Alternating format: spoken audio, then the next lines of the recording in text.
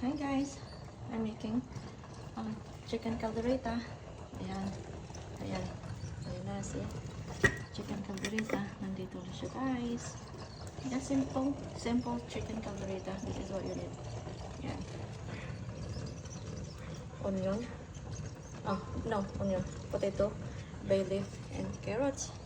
Garlic, little bit ginger, onions, and then tomato sauce and paste, and then peas, and then over here it's pasta, and we're gonna put the chicken. We're gonna fry the chicken first and shred it, and then add it in here in the spaghetti. Okay, there we go. This is our dinner. Dinner pasta with fried chicken, shredded chicken later on. Okay, it's simple and different kinds of cheese, and this is chicken caldereta.